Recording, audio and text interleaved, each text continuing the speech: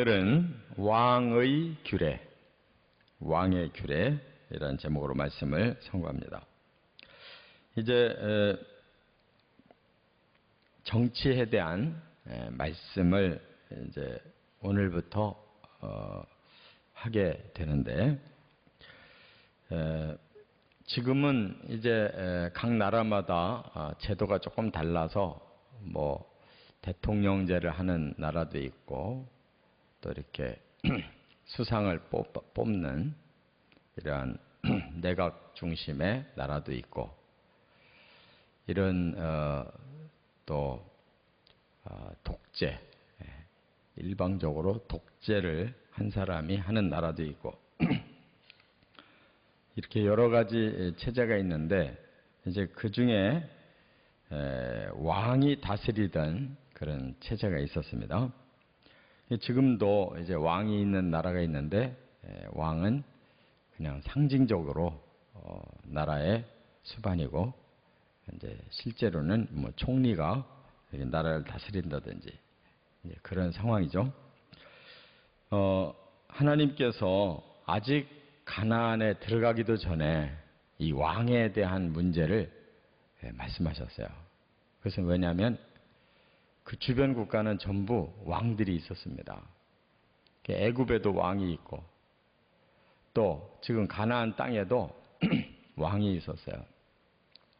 왕은 아브라함 시대부터 있었습니다.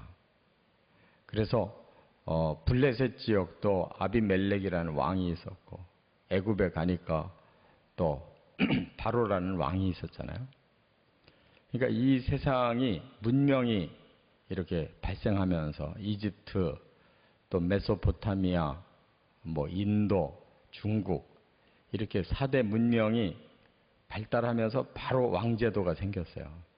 그렇기 때문에 이 이스라엘 백성들이 이제 애굽에서 고난을 받다가 겨우 탈출해서 가나안 땅에 들어가면 이제 안정이 이루어지면 틀림없이 이제 왕을 세우려고 할 거다 하는 겁니다.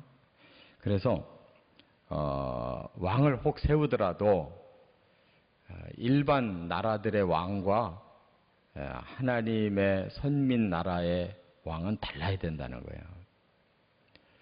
그래서 사실은 하나님이 왕을 세우기를 원하신 건 아니에요. 그러나 사람들이 주변 국가를 자꾸 이제 본떠서 이렇게 경쟁을 하면서 크려고 하니까 이 왕제도가 반드시 올 거라는 거, 그걸 인정하셨어요. 그러나 일반 나라의 왕과는 다른 그런 정치를 하는 왕이 돼야 된다. 그래서 하나님은 신정 국가를 세우려고 하신 거예요. 모세도 바로 왕과 같이 3권을 다 가지고 있었어요. 그래서 모세가 모든 입법을 하나님의 계시로 받아서 백성에게 선포했고, 또 모세가 재판도 직접 했었고, 이렇게 하나님의 계시를 통해서 출발도 하고 정지도 하고 모든 걸 다 다스렸잖아요. 그러나 이제 모세가 죽고 나면 그런 영도자가 이제 없어질 거고 왕이 세워질 거다. 그러면 성경적인 왕은 어떤 왕이냐? 그게 중요하죠. 그래서 세 가지를 말씀했어요. 첫째는 14절 15절에 보면 왕이 될 자의 자격을 먼저 밝히셨는데, 왕이 되려면 어떤 기준이 통과돼야 되냐? 여기 보니까 여호와께서 택하신 자 그러세요. 하나님이 뽑겠다는 거예요. 민주주의로, 지금처럼 민주주의로 국민들이 투표해서 뽑는 게 아니라는 거예요.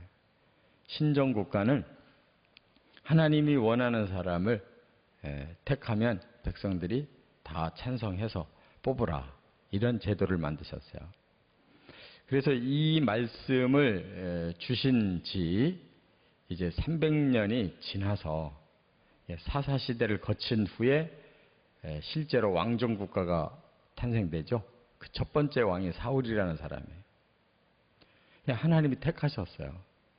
그 당시에 가장 준수한 사람. 하나님이 사울을 택했는데 그가 나중에 배신을 하니까 하나님 버리시고 새로 뽑으셨어요. 하나님이. 그가 다윗이에요. 그래서 어떻게 하나님 뽑으시느냐? 선지자 보고 아무개에게 기름을 부어라. 그러면 그에게 성령이 임해요. 그래서 탁월한 능력을 발휘하니까 이제 사람들도 다 알아보고 다 그를 추종해요. 그래서 왕이 된 거예요. 그래서 선택을 하나님이 하셨다 그 말이에요. 그리고 반드시 이스라엘 선민 가운데서 한 사람을 뽑아라. 타국이는 안 된다. 이 말은 뭐냐면 하나님이 다스리는 나라는 하나님의 선민 중에서 왕이 나와야지 타 민족 국가 하나님을 경외하지 않는 사람이 왕이 되면 안 된다. 하나님 잘 믿는 선민이 왕이 돼야 된다. 이렇게 자격을 말씀하셨어요. 두 번째는 16절 17절에 보면 왕이 금해야 할 일. 왕이 세 가지를 꼭 조심하라는 거예요. 그 중에 하나가 병마를 많이 두지 마라 그랬는데, 병마라는 것은 이 싸움에 전쟁에 나갈 때 말을 타고 나가잖아요. 그 당시에는 그게 첨단의 무기예요. 말이, 군대에서 훈련시킨 말이 많은 나라가 강한 거였어요. 그럼 지금은 뭐겠어요? 바로 핵폭탄 제조하는 능력과 똑같은 거예요. 그런데 하나님은 그거를 많이 두려고 하지 마라. 왜 그렇게 했어요? 하나님이 이 나라를 통치하시는 거지 사람이 통치하는 게 아니라는 거예요. 왕이 된 사람은 이제 국방을 튼튼하게 하고 국력을 강하게 하려면 군대가 강해야 된다. 군대가 강하려면 첨단의 무기인 병마를 많이 사들여가지고 훈련시키고 군대 조직을 강하게 해놓으면 나라가 강할 거다. 이렇게 생각하는 거예요. 그런데 하나님 말씀은 그렇지 않다는 거예요. 아무리 군대가 강해도 다른 면에서 부족하면 나라가 거꾸러지는 거예요. 세계의 역사가 그렇잖아요. 강했던 나라들이 왜 망했어요? 부패해서 다 망한 거예요. 자기들 스스로 부패해서 다 내분이 일어나고 혁명이 일어나고 다 그래서 망한 거예요. 로마도 그래서 망했고, 그 강했던 러시아 제국이 1000년을 이어갔어도 결국 부패하니까 공산주의가 일어나서 망해버렸잖아요. 그러니까 사람이 아무리 인위적인 능력을 기른다고 그것이 대수가 아니라 그 말이에요. 또 하나는 아내를 많이 두지 말라. 왜냐하면 마음이 미혹되기 때문이다 그래서요. 그 당시에 이제 모든 시대가 마찬가지지만 왜 아내를 많이 두게 됐는가 하면 솔로몬 같은 경우도 정략 결혼을 많이 했어요. 다른 나라의 공주들을 데리고 와서 아내를 삼음으로써 그 나라와 좋은 관계를 맺어서 이익을 얻으려고 하는 어느 나라든지 그런 이용을 하는 거죠. 그러면 그 나라와 화친 관계를 맺으면 그 나라의 풍습도 받아들이고 종교도 받아들이고 막 이렇게 엉망이 되는 거예요. 그래서 솔로몬이 그래서 결국은 나라를 망친 겁니다. 아내를 많이 두는 바람에. 그래서 우상이 그 나라에 들어오고, 그래서 솔로몬 죽자마자 나라가 두 쪽 나버리고. 솔로몬 당대만 대단했던 거지, 그가 죄를 범한 일이 그 후대에 완전히 아주 나라를 쑥대밭 만든 거예요. 그 다음에 은금을 많이 쌓지 마라. 마찬가지로 은금도 국력을 튼튼하게 하고 모든 걸 다 장악할 수 있는 힘을 가진 것 같이 보이지만 은금도 한계가 있는 거예요.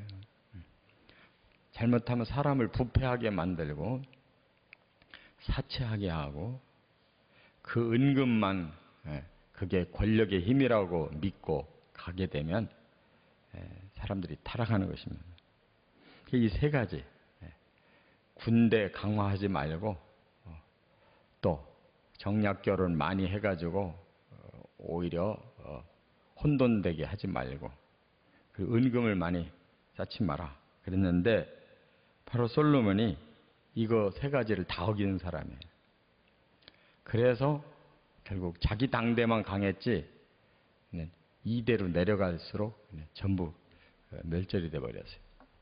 끝으로 세 번째는 18절부터 20절에 보면 왕이 힘써야 할 일 한 가지 말씀했는데 율법책을 평생 옆에다 두고 읽어야 된다 그랬어요. 율법책을 평생 옆에 두고 읽어라. 이걸 잘한 사람이 다윗이에요. 다윗은 평생 말씀을 버리지 않고 말씀 안에서 살아보려고 애를 썼어요. 그래서 그 결과가 뭐냐면 많은 시편을 쓴 거예요. 시편이 그냥 단순하게 쓴 게 아니에요. 영적인 고백서예요. 뭐 어려울 때에도 좋을 때에도 그냥 좋으면 감사의 시가 얼마나 많이 쏟아져 나와요. 어려우면 하나님께 매달리는 시가 얼마나 많아요. 그게 바로 말씀대로 산 증거예요. 솔로몬도 저서가 있는데 그 사람은 다 산 다음에 나중에 이렇게 살으니까 안 되는구나 하고 반성하는 저서만 썼어요. 그런 것이 전도서 같은 거예요. 그러니까 인생은 헛되고 헛되며 헛되고 헛되도다 이렇게 시작하잖아요. 자기는 잘못 살았다는 거예요. 다윗하고는 정반대. 다윗은 평소에 말씀대로 살으니까 그런 고백이 나오는데 솔로몬은 평생 지멋대로 살다가 마지막에 하나님 믿는 사람이니까 반성을 하느라고 저서를 남긴 거예요. 그러니까 인생을 잘못 살게 됐어요. 이와 같이 말씀을 평생 옆에 두고 읽고 그래야 하나님을 계속 경외할 수가 있고 그래야 말씀을 지킬 수가 있고 그래야 교만하지 않고 좌우로 치우치지 않고 또 항상 진리대로 삶으로 결국 가장 복된 생을 살 수 있다는 거. 이건 오늘 우리들에게도 똑같은 얘기예요. 지금도 어떤 나라든지 이런 기준에 맞춰서 가는 나라가 복되지 이걸 벗어나기 시작하면 금방 망합니다. 아무리 강해도 오래가지 못해요. 이 세계 강국이 미국이 지금 아무리 강해도 얼마 못 가는 거예요. 이 말씀에서 벗어나기 시작하면. 그러니까 우리 개개인도 바로 이렇게 하나님이 우리를 선택하시고 하나님이 우리에게 금하시는 것, 또 하나님이 열심히 쫓아가라고 하신 그 말씀을 붙잡고 살아가시기를 주의 이름으로 축원합니다.